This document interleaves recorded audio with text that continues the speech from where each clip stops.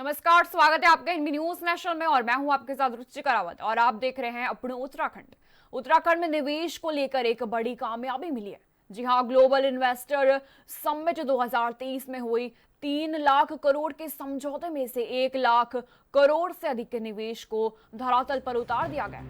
इस दौरान सीएम ने कहा है कि उत्तराखंड निवेश, नवाचार और औद्योगिक विकास के क्षेत्र में नई ऊंचाइयों को छू रहा है। उन्होंने कहा कि विकसित भारत के प्रधानमंत्री के संकल्प को साकार करने के लिए देश में योजनाबद्ध तरीके से कार्य किए जा रहे हैं। मुख्यमंत्री ने कहा कि राज्य सरकार प्रदेश में औद्योगिक विकास की दिशा में निरंतर कार्य कर रही है। वहीं स्टार्टअप के लिए 200 करोड़ रुपए के वेंचर फंड की स्थापना की गई। राज्य में निवेश प्रोत्साहन के लिए निवेश मित्र की सुविधा उपलब्ध भी कराई जा रही है।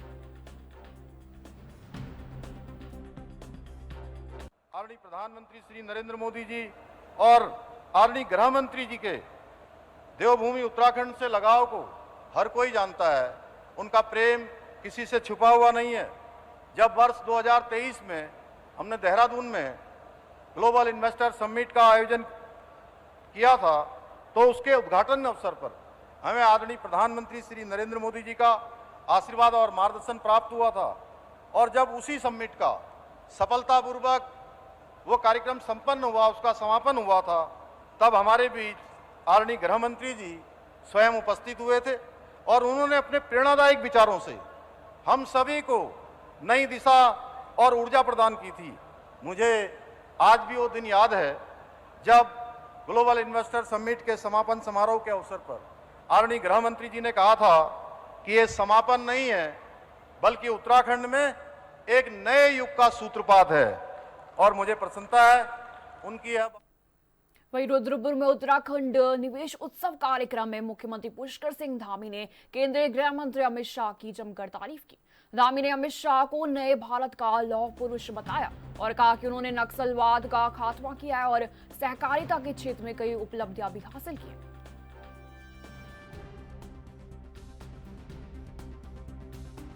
मुझे आज भी वो दिन याद है जब ग्लोबल इन्वेस्टर समिट के समापन समारोह के अवसर पर आदरणीय गृह मंत्री जी ने कहा था कि ये समापन नहीं है, बल्कि उत्तराखंड में एक नए युग का सूत्रपात है। और मुझे प्रसन्नता है उनकी यह बात सच साबित हुई। ये हमारे लिए अत्यंत गर्व का विषय है कि आज हम ग्लोबल इन्वेस्टर समिट 2023 के अंतर्गत 3.56 लाख करोड़ रुपए से अधिक के निवेश समझौतों पर हैं। 1 लाख करोड़ रुपए से अधिक के निवेश प्रस्तावों को हमें धरातल पर उतारने पर सफलता प्राप्त हुई है। और ऐसे समय में आज हमें पुनः आदरणीय गृह मंत्री जी का सानिध्य प्राप्त हो रहा है। प्रदेश भाजपा की नई टीम अगस्त महीने में घोषित होगी। प्रदेश अध्यक्ष महेंद्र भट्ट पार्टी के पूर्व मुख्यमंत्री और सांसदों से भी रायशुमारी करें और दूसरी बार प्रदेश भाजपा की कमान संभालने के बाद महेंद्र भट्ट नई टीम बनाने से पहले पार्टी के दिग्गजों का मन टटोल रहे हैं। वहीं पूर्व मुख्यमंत्रियों, सांसदों से मुलाकात कर नई टीम पर रायशुमारी भी करें। पंचायत चुनाव के बाद अगस्त माह में भट्ट नई टीम की घोषणा कर सकते हैं। वही 2037 में जीत की हैट्रिक लगाने के लिए भाजपा अध्यक्ष मजबूत टीम तैयार करने में जुटे। इसके लिए पार्टी के वरिष्ठ नेताओं के साथ चर्चा कर नई टीम के लिए रायशुमारी भी करें। अध्यक्ष पद संभालने के बाद भट्ट राष्ट्रीय महामंत्री संगठन बीएल संतोष के साथ मुख्यमंत्री पुष्कर सिंह धामी, पूर्व मुख्यमंत्री त्रिवेंद्र सिंह, वही सांसद अनिल बलूनी समेत पार्टी के अन्य नेताओं से मुलाकात कर नई टीम तैयार करें।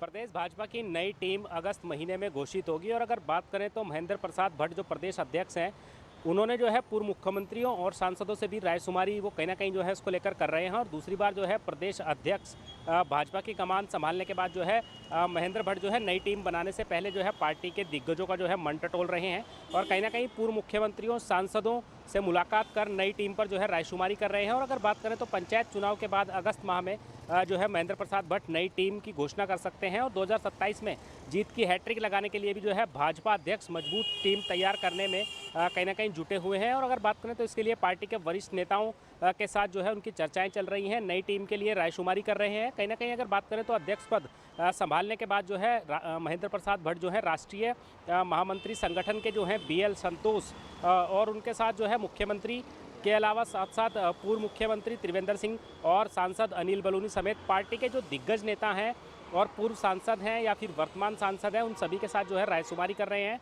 और लगातार जो है नई टीम बनाने पर जो है उनका खासा फोकस नजर आ रहा है। देहरादून से कैमरा पर्सन दिनेश कुमार के साथ अभिनव नायक, ANB न्यूज़। वहीं केंद्रीय गृह मंत्री अमित शाह ने अपने उत्तराखंड दौरे में कांग्रेस पर जमकर निशाना साधा। उन्होंने रुद्रपुर में निवेश उत्सव कार्यक्रम में कहा कि मोदी सरकार ने 10 सालों में उत्तराखंड को कांग्रेस की सरकार के मुकाबले 4.25 गुना ज्यादा आर्थिक सहायता दी है। उन्होंने सीएम धामी की भी तारीफ की।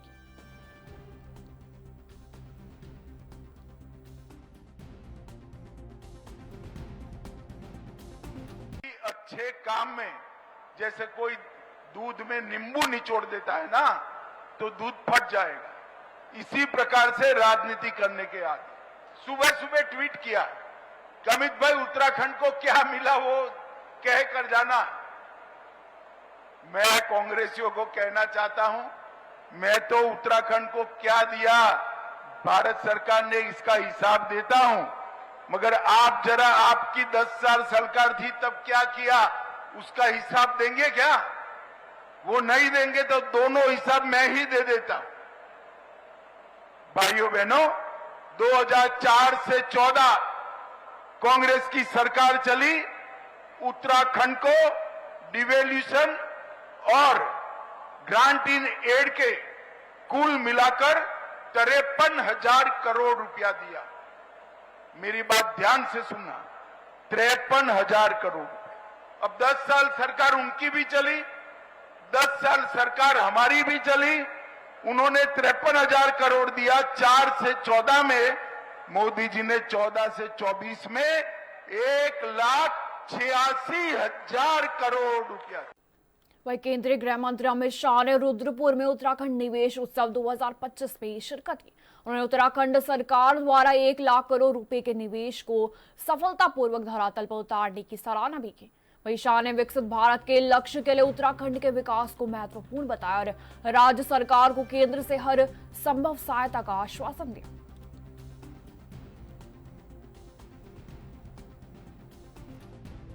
देवभूमि के प्रिय वासियों को कहकर जाना चाहता हूं, विकसित उत्तराखंड का बगैर विकसित भारत का निर्माण संभव नहीं। जब तक हमारे छोटे राज्य आगे नहीं बढ़ते हैं, देश के अंदर सम विकास नहीं हो सकता। पूर्व के राज्य जब तक आगे नहीं बढ़ते हैं, देश के अंदर सम विकास नहीं हो सकता। इसीलिए भारतीय जनता पार्टी की केंद्र सरकार ने छोटे राज्यों के विकास पर और पूर्वी राज्यों के विकास पर विशेष ध्यान दिया है। बहनों, 2023 में ग्लोबल इन्वेस्टर समिट जब हुई, मैं इसके समारोह में आया था और वहां पर मुझे एक चिट पर पुष्कर जी ने लिख कर दिया कि साहब 3,56,000 करोड़ का इन्वेस्टमेंट हो के MOU आए। और आज मैं पूरे उत्तराखंड की जनता के प्रतिनिधि के रूप में पुष्कर सिंह और उनकी टीम को बहुत बहुत साधुवाद देना चाहता हूं, क्योंकि आज 1 लाख करोड़ का इन्वेस्टमेंट ये जमीनी सच्चाई बन गया। वहीं मुख्यमंत्री पुष्कर सिंह धामी ने विजिलेंस को भ्रष्टाचारियों के खिलाफ कार्रवाई के लिए खुली छूट प्रदान की हुई है, जिसका असर साल दर साल बढ़ते विजिलेंस ट्रैप और गिरफ्तारियों की संख्या से नजर आने की बात भाजपा कर रही है। तो वही कांग्रेस इस मुद्दे को लेकर सरकार पर हमलावर है। कांग्रेस की प्रदेश प्रवक्ता गरिमा मेहरा दस्तौनी ने का कहना है कि जब विजिलेंस आपके कैबिनेट मंत्री गणेश जोशी पर आय से अधिक मामले में छूट चाह रहा है तो आपने इजाजत नहीं दी। विजिलेंस ने कई पत्र भी लिखे कि हमें कैबिनेट की मंजूरी चाहिए आय से अधिक संपत्ति की जांच करने के लिए, लेकिन मंजूरी नहीं मिली। वहीं सीएम की सुरक्षा में चूक हुई तो चालक को निलंबित किया गया और बड़े मगरमच्छ बनकर निकल गए। वहीं उद्यान घोटाले में सीबीआई ने खुद कहा कि करोड़ों के बंदरबाट हो गई और उस समय भी अपने मंत्री के गिरबान में आपने किसी को हाथ नहीं डालने दिया। हम भी पढ़े लिखे लोग हैं, हमारे समझ में आता है कि जब विजिलेंस छूट चाह रहा था आपके काबीना मंत्री गणेश जोशी पर आय से अधिक संपत्ति मामले में उसके गिरेबान पर हाथ डालने की कोशिश कर रहा था, तो आपने इजाजत नहीं दी। विजिलेंस ने आपको पत्र लिखे कि हमें कैबिनेट की मंजूरी चाहिए गणेश जोशी के गिरेबान में हाथ डालने के लिए और उसकी आय से अधिक संपत्ति की जांच करने के लिए, तो वो आपने आजादी उस वक्त नहीं दी। यानी कि मीठा मीठा गप और कड़वा कड़वा थू, जब आपके मंत्रियों पर कोई गाज गिरेगी तो आप कदम पीछे खींच लेंगे। और छोटी छोटी मछलियों पर गाज गिराने को अगर आप अपनी उपलब्धि मान रहे हैं तो हमारे समझ में आ रहा है कि आपकी सुरक्षा पे चूक हुई तो चालक को निलंबित किया जा रहा है। बड़े मगरमच्छ सारे बचकर निकल जाएंगे। चालक की क्या गलती है? जो ओनर है उस गाड़ी का, उसकी गलती है। जो उस विभाग का मंत्री है उसकी गलती है। उन सब की गलती निकालने के बजाय उद्यान घोटाला, जिसमें सीबीआई ने कहा कि करोड़ों की बंदरबाट हो गई है, उस उद्यान घोटाले में आपने अपने मंत्री के गिरेबान तक जो है हाथ नहीं डालने दिया किसी को। तो आज तक आपके पिछले 8-9 सालों के कार्यकाल में प्रचंड बहुमत और ट्रिपल इंजन की सरकार आपके पास है। हमने किसी सफेद पोश को सजा मिलते या जेल जाते नहीं देखा, और एकाध जो ये हाकम सिंह जैसे भेजे भी तो बैकडोर से वो। वही जमीन के एक मामले में कांग्रेस नेता हरक सिंह रावत को ईडी ने नोटिस भेजा। इस नोटिस को लेकर के हरक सिंह रावत ने राजधानी देहरादून के कांग्रेस भवन में एक प्रेस कॉन्फ्रेंस की है। इस प्रेस कॉन्फ्रेंस में पत्रकारों से मुखातिब होते हुए हरक सिंह रावत ने कहा कि जो भी उन पर आरोप लगाए वह बिल्कुल बेबुनियाद और झूठे हैं। उन्होंने कहा कि जो जमीन उन्हें खरीदी है और वह पूरे नियम कानून के अनुसार खरीदे। वही हरक सिंह के इस बयान को लेकर के बीजेपी के प्रवक्ता कमलेश नवन ने भी कहा है कि हर गलत आदमी अपने आप को सही कहता है। ईडी एक स्वतंत्र एजेंसी है और वो अपना काम करे। ईडी के जांच में दूध का दूध और पानी का पानी अलग हो जाएगा। देखिए, हर गलत व्यक्ति ये कहता है कि मैं निर्दोष हूँ। हर भ्रष्टाचारी भी यही कहता है कि मैंने कुछ नहीं किया, मैं पाक साफ हूँ। और मुझे ये बताइए कि इतनी अथाह संपत्ति अर्जित करने वाले व्यक्ति जब अपने आप को पाक साफ बताते हैं तो आप समझ सकते हैं कि कितना उन्होंने भ्रष्टाचार किया होगा और कितना अपने नज़दीकियों को उन्होंने फलने फूलने का मौका दिया होगा। संपत्ति के बारे में ब्यौरा अगर जांच चल रही है तो उस पर भी अगर उनको ये लगता है कि गलत तरीके से कोई जांच हो रही है तो कानून के दरवाजे खुले हैं। लेकिन भ्रष्टाचार आप करेंगे, गलत काम आप करेंगे और वहाँ के लोगों की जो संपत्ति है, जो जमीन है, उसको आप गलत तरीके से अर्जित करने का काम करेंगे। हासिल लिखा जिलाधिकारी दे तुमको नियमानुसार कार्रवाई करें। और मैंने कहा उस जमीन की ले नहीं लिखा मैंने, जो जमीन हमने खरीदी है, जो जमीन सुसरा रानी के नाम की जमींदारी उसमें एक्ट के तहत मर्ज हो गई थी, उसके लिए उसने 2003 में मुझको प्रार्थना पत्र दिया था कि साहब वो जमींदारी एक्ट के तहत पूरी जमीन हमारी मर्ज नहीं हो सकती थी, उस जमीन को मेरे को वापस किया गया। तो जो मैंने लेटर 2003 में एज ए राजस्व मंत्री लिखा, उस जमीन के लिए नहीं लिखा जो जमीन हमने खरीदी। वही हरिद्वार में कांवड़ यात्रा के दौरान एसडीआरएफ की मुस्तैदी ने 4 शिव भक्तों की जान बचा ली। एसडीआरएफ की डीप डाइविंग टीम ने 4 अलग अलग घटनाओं में डूबते हुए 4 कांवड़ियों को समय रहते गंगा से सुरक्षित बाहर निकाला। इनमें एक मामला तब सामने आया जब एक भोला गंगा में स्नान कर रहा था और तेज बहाव में बहने लगा। टीम के सदस्य नितेश खेतवाल और प्रेम चौहान ने तुरंत गंगा में डाइव लगाकर उसकी जान बचाई। वही रेस्क्यू में सुरेश मलासी और सुरेंद्र ने थ्रो बैग और अन्य उपकरणों की मदद से पूरा सहयोग किया।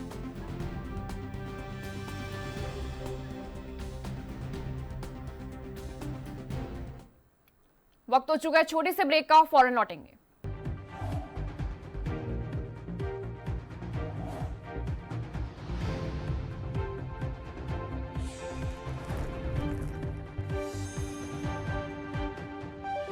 ब्रेक के बाद स्वागत है आपका। वही देहरादून में छंद प्रभा पुस्तक का भव्य लोकार्पण समारोह आयोजित किया गया। ये कार्यक्रम एक निजी होटल में संपन्न हुआ, जिसमें उत्तराखंड विधानसभा अध्यक्ष ऋतुभूषण कन्नूरी और दून विश्वविद्यालय के कुलपति सुरेखा जंगवाल और कवियत्री डॉक्टर उषा झा रेणु प्रमुख रूप से मौजूद रही।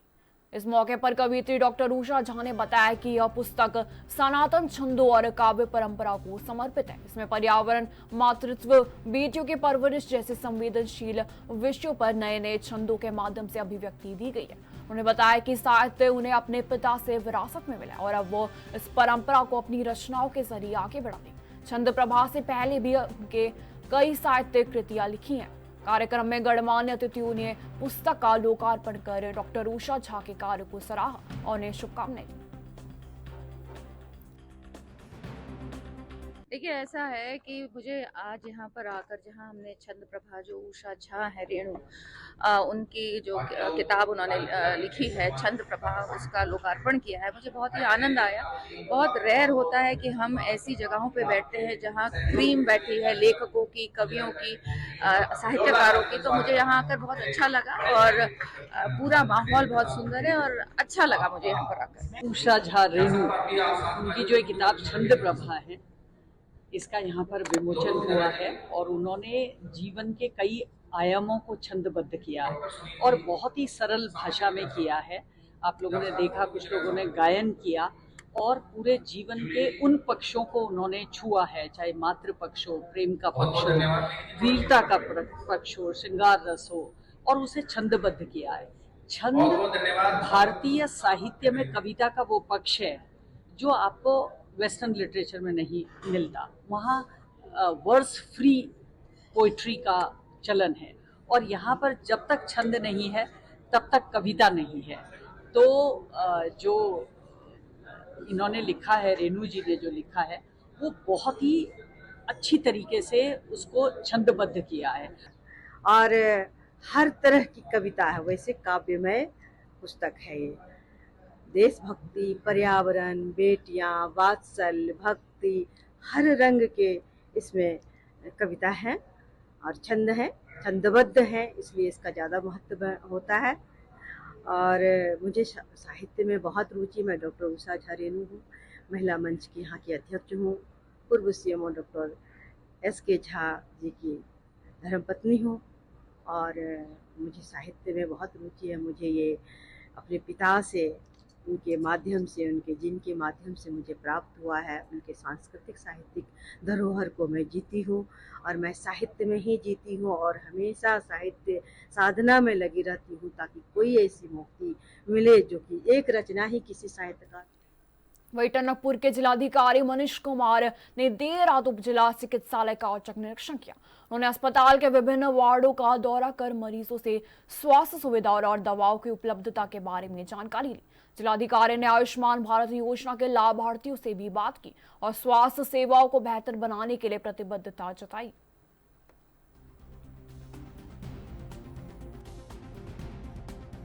देखिए, जैसा आपको विदित है, किसी भी हम कहें राज्य, देश या जनपद की जो सबसे मूलभूत सुविधा है वो स्वास्थ्य होती है। उनमें से मूलभूत सुविधाओं में से स्वास्थ्य सबसे महत्वपूर्ण होता है।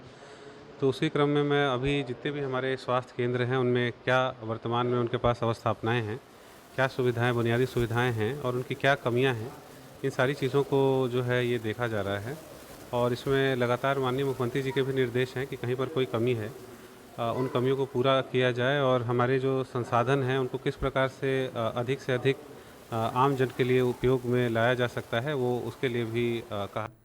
वही राजधानी देहरादून में स्मार्ट सिटी के तहत कई काम हुए, तो वही अभी भी ऐसे कई काम है जो गतिमान है। शहर की सड़कों की बात करें तो हर साल यहाँ बरसात के मौसम में बेहतर ड्रेनेज सिस्टम न होने के कारण सड़कें तालाब में तब्दील हो जाती, जिसके कारण लोगों को आवागमन में बेहद परेशानियां उठानी पड़ती। राजपुर क्षेत्र से भाजपा विधायक खजान दास भी कई बार अधिकारियों के साथ बैठक में नाराजगी जाहिर कर चुके हैं। उन्होंने कहा कि स्मार्ट सिटी के तहत जिस तरह से काम किया जाना चाहिए था वह उस रूप में नहीं किया गया। इसके कारण प्रिंस चौक हो, सहारनपुर चौक हो या फिर अन्य मुख्य मार्ग हो, वहां ड्रेनेज की व्यवस्था नहीं होने से पानी की निकासी नहीं हो पाती। ऐसे में उनके द्वारा स्मार्ट सिटी के अधिकारियों को स्पष्ट निर्देश दिए गए।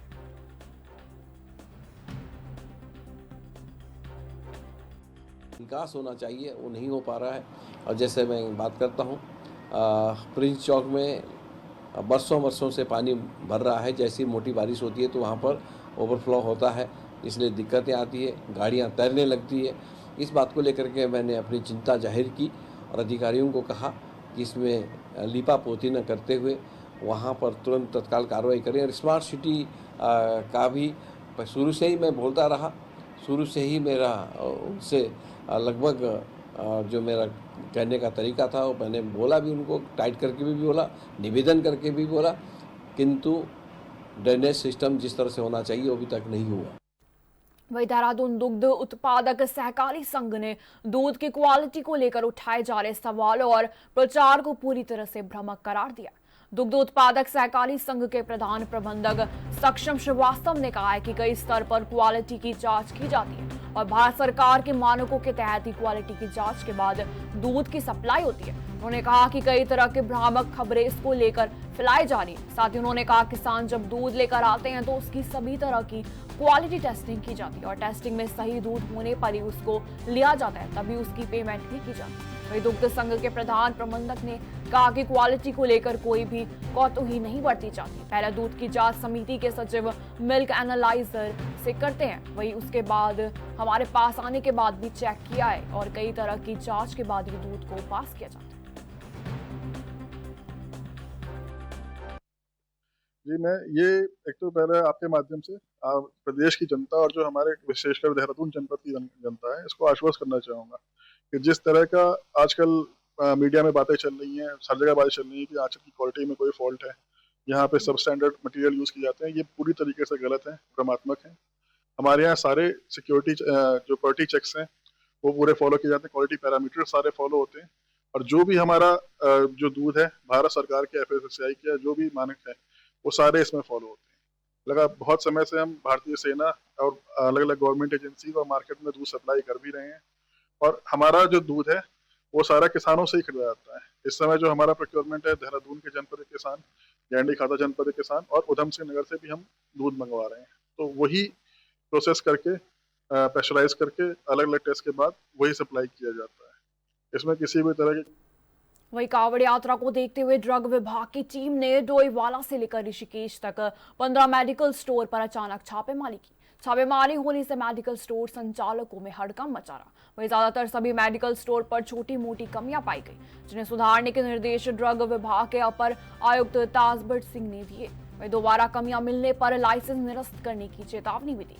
जॉली ग्रांट के माही मेडिकोज और ऋषिकेश में एम्स रोड पर पवार मेडिकल स्टोर पर फार्मासिस्ट नहीं मिला। वही ऐसे में दोनों मेडिकल स्टोरों पर ड्रग विभाग की टीम ने ताला लगा दिया और दोनों ही मेडिकल स्टोर के लाइसेंस निरस्त करने के संस्तुति उच्च अधिकारियों को भेज दी।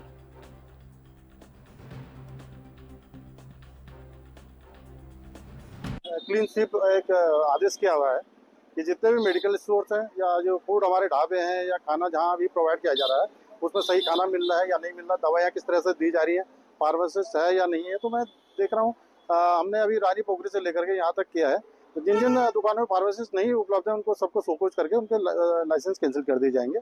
और जितने भी ये फूड वाले हैं उनको आदेशित किया गया है, फूड इंस्पेक्टर को भी, DOs को भी, कि वो रेगुलर मॉनिटरिंग करें और जो सही खाना जो है कावड़ ही नहीं बल्कि हमारे यहाँ, क्योंकि आपको पता है फ्लोटिंग पॉपुलेशन ज़्यादा है, वो आती है तो सभी को सुरक्षित और सही खाना उपलब्ध हो, इसके लिए हम प्रतिबद्ध हैं। इसलिए आज एक रेगुलर हम ये वहीं प्रदेश सरकार के कामकाज पर लोक गायक पवन सेमवाल द्वारा उठाए गए सवाल और उनके द्वारा बनाए गए गाने को लेकर पूरे प्रदेश की राजनीति में इन दिनों बवाल मचा हुआ है। पूर्व मंत्री प्रसाद नेथानी ने पवन सेमवाल का बचाव करते हुए कहा कि जिस प्रकार पवन सेमवाल के खिलाफ पुलिस द्वारा कार्रवाई की गई है वह बेहद निंदनीय है। मंत्री प्रसाद नेथानी ने कहा कि सरकार को तो खुश होना चाहिए कि पवन सेमवाल अपने गाने के जरिए सरकार की आंखें खोलने का काम कर रहे हैं।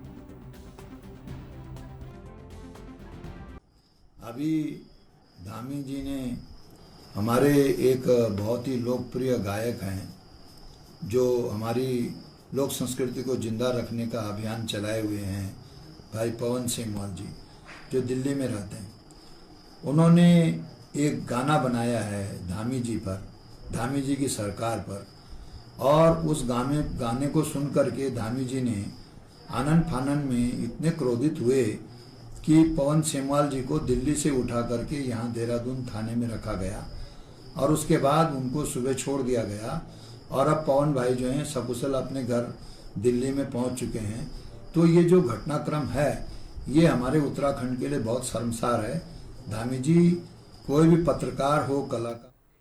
फिलहाल मेरे साथ इस बुलेटिन में इतना ही, दीजिए जाने की इजाजत। नमस्कार।